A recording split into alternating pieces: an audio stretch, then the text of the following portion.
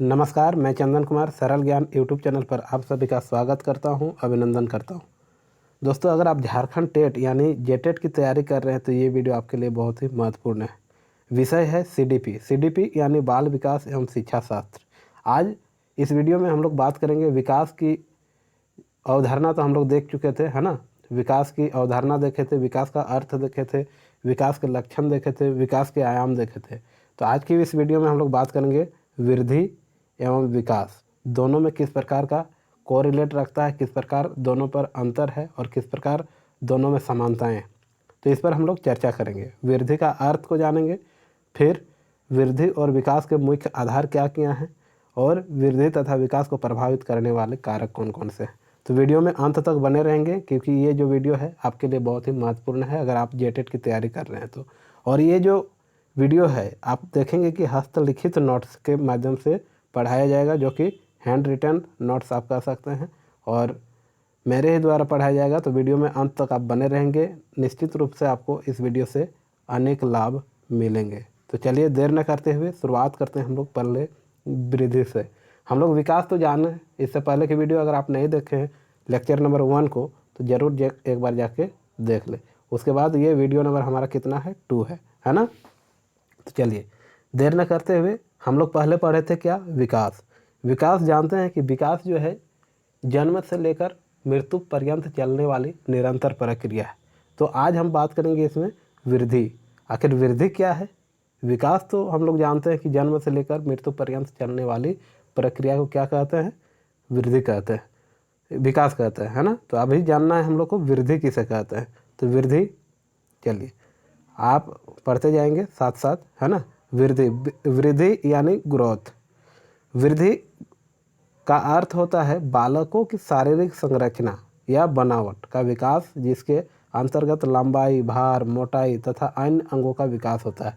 यानी समझ में आ चुका होगा, वृद्धि जो होती है एक निश्चित अवधि तक होती है ना। वो जीवन पर्यंत चलने वाली प्रक्रिया नहीं है। जैसे मनुष्य का भार, मोटाई आप जानते हैं, भार जानते हैं, ऊंचाई जानते हैं। ऐसा नहीं कि ऊंचाई अगर आप बढ़ रहे हैं तो 5 फीट से आप 6 फीट तक हो सकते हैं। अगर आप झारखंड में रहते हैं तो 6.5 तक हो सकते हैं, लेकिन कभी भी 8 फीट के नहीं हो सकते हैं। यहाँ के वातावरण में 8 फीट के इंसान नहीं होते हैं, ठीक है। और कहीं भी पूरा धरती में अगर आप देखेंगे तो 8-9 फीट का व्यक्ति बहुत कम मिलेंगे। यानी वृद्धि एक सीमित माप है उसका, है ना। तो लंबाई हो गया, भार भी हो गया। भार भी आप देखेंगे सामान्य लोग कितने वजन के होते हैं, 50 से 60 केजी। अगर कोई 100 केजी हो रहा है ना, 150 केजी हो रहा है तो वो अपवाद में, यानी उससे ज़्यादा आप कभी भी 500 केजी के नहीं हो सकते। ठीक उसी प्रकार मोटाई की अगर बात करेंगे तो मोटाई आप देखते हैं एक उसका निश्चित समय होता है और उसी समय के आधार पर उसकी मोटाई भी बढ़ती है। ठीक, वृद्धि की प्रक्रिया आंतरिक एवं बाह्य दोनों रूपों में होती है, लेकिन इसकी एक निश्चित आयु सीमा भी होती है और एक निश्चित समय अवधि के बाद रुक जाती है। लेकिन जब हम विकास की बात कर रहे थे तो वो रुकती नहीं, बल्कि जीवन पर्यंत, जब तक आप जन्म लिए हैं, जन्म लेने के बाद जब तक आपकी मृत्यु नहीं होती तब तक विकास होती है। लेकिन एक एक निश्चित समय अवधि के बाद वृद्धि रुक जाती है। दोनों में अंतर मिला। वृद्धि पर आनुवंशिकता का सकारात्मक और नकारात्मक दोनों प्रभाव पड़ सकता है ना। चलिए उसके बाद बात करते हैं, ये हो गया हम लोग देख लिए कि वृद्धि क्या है, वृद्धि का अर्थ क्या है। इसके बाद चर्चा करते हैं सेकंड पॉइंट, वृद्धि के मुख्य 4 आधार कौन कौन से हैं। परिमाणात्मक, क्षेत्र, परिपक्वता और विकास। 3 ही आधार पर, 4 आधार पर, है ना। ये जो 4 आधार हैं, परिमाणात्मक, क्षेत्र, परिपक्वता और विकास के आधार पर ही इसको हम लोग माप सकते हैं और दोनों में अंतर कर सकते हैं। किसको, वृद्धि और विकास को। तो पहले बात करेंगे परिमाणात्मक के आधार पर, है ना।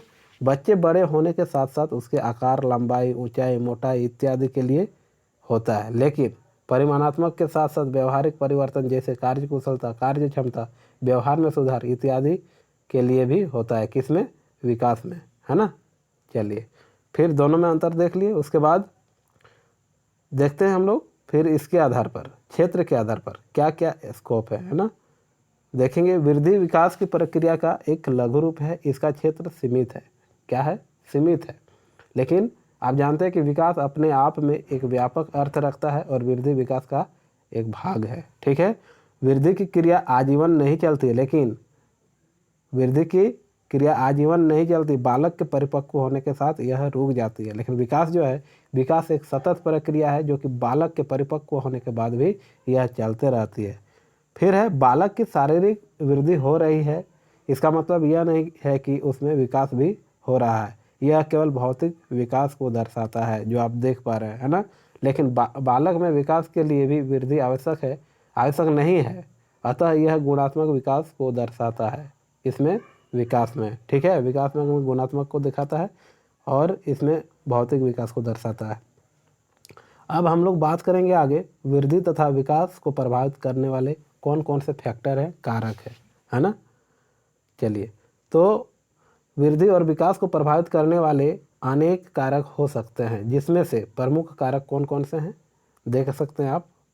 पहला वंशानुक्रम यानी हेरिडिटी, पोषण, न्यूट्रिशन, लिंग, जेंडर, वातावरण, इन्वायरमेंट, शारीरिक क्रिया, फिजिकल एक्टिविटी, वृद्धि, ग्रोथ और अंतःस्राविक ग्रंथियाँ यानी इंडोक्राइन ग्लैंड्स, ये कुल 7 प्रभावित करने वाले कारक हैं। किसको? वृद्धि और विकास को, है ना।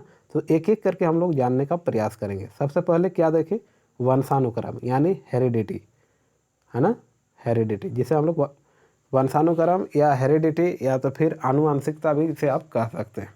वंशानुक्रम शारीरिक एवं मानसिक विकास में महत्वपूर्ण भूमिका निभाती है। माता पिता के गुण एवं अवगुण का प्रभाव बच्चों पर स्पष्ट रूप से देखने को मिलता है ना। बहुत सारे आप देखेंगे कि गुण जो होते हैं उनके माता पिता के साथ मिलता जुलता होता है, बच्चों का उनके दादा दादी के साथ मिलता जुलता है। अगर बच्चे का संस्कार अगर आप देख रहे हैं तो कहीं ना कहीं उनके माता पिता से मिला हुआ, उनके दादा दादी से मिला है ना। या तो हो सकते हैं बहुत सारे गुस्सा प्रवृत्ति के होते हैं, अगर छोटे छोटे बातों में गुस्सा कर रहे हैं, मतलब समझ लेना है कि उनके आनुवंशिकता गुण है। उनके माता पिता भी बहुत अधिक क्रोधित होने वाले लोग होंगे, तभी बच्चे में उतना क्रोध होने की क्षमता है ना, जो कि नकारात्मक है। और बहुत सारे गुण भी होते हैं, संस्कार दिखेगा आपको, बहुत सारे अवगुण होते हैं जैसे क्रोध करना, लड़ाई करना, ये सब प्रवृत्ति होती है वंशानुक्रम की। उसके बाद बात करते हैं हम लोग न्यूट्रिशन यानी पोषण की। पोषण ये भी एक कारक है विकास और वृद्धि को प्रभावित करने का। यह वृद्धि तथा विकास का महत्वपूर्ण घटक है। बालक को विकास के लिए उचित मात्रा में प्रोटीन, वसा, कार्बोहाइड्रेट, खनिज लवण इत्यादि की आवश्यकता होती है। हमारे खान पान में ये सभी पोषक तत्वों की कमी होगी तो वृद्धि एवं विकास को प्रभावित करेगी, है ना। आप देखते हैं कि बहुत सारे बच्चे कुपोषण का शिकार पड़ जाते हैं। क्यों? कि उनकी उसको सही से न प्रोटीन मिल पाता है, न वसा, न कार्बोहाइड्रेट, न खनिज लवण, है ना, ये सब नहीं मिल पाता है, जिसके कारण वो कुपोषण का शिकार हो जाता है। ना उसका सही से विकास हो पाता है, न ही उसका वृद्धि हो पाता है। इसलिए आजकल के विद्यालय में देखेंगे कि बच्चों के लिए संतुलित आहार का उपयोग किया जा रहा है ना, उपलब्ध करवाया जा रहा है, ताकि बच्चे घर में पोषण सही से मिल रहा हो या नहीं उससे कोई मतलब नहीं, लेकिन विद्यालय में उसको सही से भोजन मिलना चाहिए, संतुलित मिलना चाहिए। और संतुलित आहार ग्रहण करेंगे तो बच्चे कहीं ना कहीं स्वस्थ रहेंगे, उससे उसका अच्छे से वृद्धि और विकास दोनों हो सकता है, ठीक है। इसके बाद अगला है लिंग। लिंग किस प्रकार प्रभावित करता है विकास को और वृद्धि को? सामान्यतः लड़के एवं लड़कियां में विकास के क्रम में विविधता देखी जाती है ना, अलग अलग भिन्नताएं देखी जाती है। किसी अवस्था में विकास की गति लड़कियों में तेज़ी से होती है तो कभी लड़के में भी विकास में तीव्रता आ जाती है। आप देखेंगे जब बच्चे बाल्यावस्था के बाद जैसे किशोरावस्था में प्रारंभ करते हैं, यानी 10 से 12 साल की उम्र में, तो लड़कियां बहुत तेज़ी से बढ़ जाती है, विकसित कर जाती है। लेकिन जैसे ही फिर वो रुक जाती है, उसके बाद देखिएगा जब 14-15 साल के बालक हो जाते हैं तो वो बालक उससे कहीं बड़े हो जाते हैं, यानी तब उसका ग्रोथ होता है। पहले लड़की का होता है, फिर बाद में लड़कों का होता है। ये एक प्रकार का लड़के एवं लड़कियों में विकास के क्रम जो है देखा जाता है, थोड़ा सा डिफरेंट देखा जाता है, अलग देखा जाता है, विभिन्नताएं होती है दोनों में, है ना। लेकिन फिर एक समय आकर लड़कियां रुक जाती है और लड़के कहीं ना कहीं ज़्यादा ऊंचाई हो जाते हैं, ज़्यादा भार के हो जाते हैं। लेकिन पहले लड़कियां डेवलप करती हैं, उनका मानसिक रूप भी और शारीरिक रूप भी, दोनों रूप से, ठीक है। इसके बाद वातावरण की बात किया जा रहा है। वातावरण किस प्रकार प्रभावित करता है वृद्धि को और विकास को? तो आप देखेंगे कि वृद्धि तथा विकास के लिए उचित एवं स्वच्छ वातावरण का होना अत्यंत आवश्यक है। जिस वातावरण में रहेंगे आप उसी प्रकार के बच्चों को संस्कार देंगे, शिक्षा देंगे, है ना, उसी पर अपने आप को ढाल सकते हैं। यानी बच्चों के लिए वातावरण का उचित होना, स्वच्छ होना अनिवार्य है।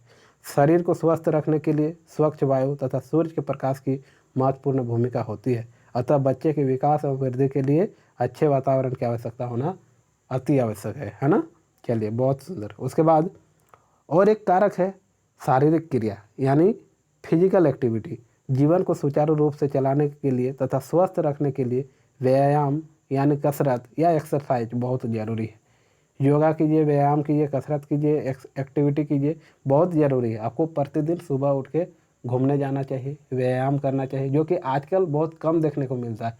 ये मोबाइल का ज़माना आ गया है ना, कंप्यूटर का ज़माना आ गया है। लोग घर बैठे ही सब कुछ करने खोजते हैं, जो कि संभव नहीं है। आप जितना एक्टिविटी करेंगे, जितना बाहर घूमेंगे, स्वच्छ वातावरण में रहेंगे, शारीरिक क्रिया करेंगे, तो आपके मानसिक और शारीरिक वृद्धि और विकास दोनों होगी। यह मानव की आयु को भी बढ़ाता है तथा व्यक्ति को सक्रिय यानी एक्टिव बनाए रखता है। कौन? शारीरिक क्रिया यानी फिजिकल एक्टिविटी। खेलना कूदना जरूरी है, व्यायाम करना भी बहुत ज़रूरी है। उसके बाद वृद्धि और विकास को प्रभावित करने वाले वृद्धि किस प्रकार फैक्टर बनता है? यह विकास के अन्य कारकों में से सबसे महत्वपूर्ण कारक होता है। कौन? वृद्धि।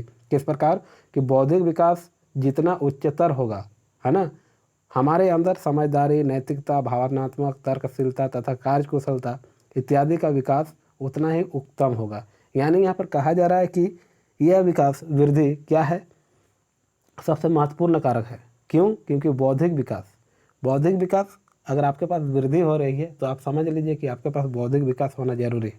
जितना उच्चतर होगा, सोचने की क्षमता, नैतिक समझदारी, है ना, भावनात्मक समझदारी, किसी को देखकर दया आना, खुशी की जगह में खुश होना, इस प्रकार अभी बहुत कम आपको देखने को मिलेंगे। बच्चे घर में रह रहे हैं, चार दीवारी के अंदर रह रहे हैं, जिसके वजह से क्या हो रहा है, बच्चे नहीं समझ पाते हैं, उनके पास भावनात्मक विकास नहीं हो पाता है, नैतिक विकास नहीं हो पा रहा है, समझदारी नहीं हो पा रही है, कार्य कुशलता, कार्य करने की क्षमता में विकसित नहीं हो पा रहे। तो कहीं ना कहीं ये सबसे बड़ा कारक है, फैक्टर है। ठीक है।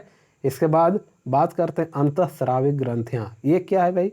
तो अंतःस्रावी ग्रंथियाँ यानी इंडोक्राइन ग्लैंड्स, अंतःस्रावी ग्रंथियों से निकलने वाला हार्मोन बालक एवं बालिकाओं के शारीरिक विकास को भी प्रभावित करता है ना। इस प्रकार आज हम लोगों ने कुल क्या क्या देखे, एक बार देख सकते हैं शुरुआत से, है ना। देखिए, आज की इस वीडियो में हम लोगों ने देखा कि वृद्धि का अर्थ, वृद्धि और विकास के मुख्य आधार, वृद्धि तथा विकास को प्रभावित करने वाले कारक, है ना। और इसके अगले वीडियो में हम लोग देखेंगे विकास की अवस्थाएं, वृद्धि एवं विकास की अवस्थाएं, शिशुअवस्था से लेकर आप वृद्धावस्था तक पढ़ेंगे अगले वीडियो में। तब तक के लिए आप अपना ख्याल रखें, अच्छे से रहें, और वीडियो में अंत तक बने रहने के लिए आपका बहुत बहुत धन्यवाद। मिलते हैं अगले वीडियो में, तब तक के लिए स्वस्थ रहें, मस्त रहें, अपनी पढ़ाई जारी रखें। धन्यवाद।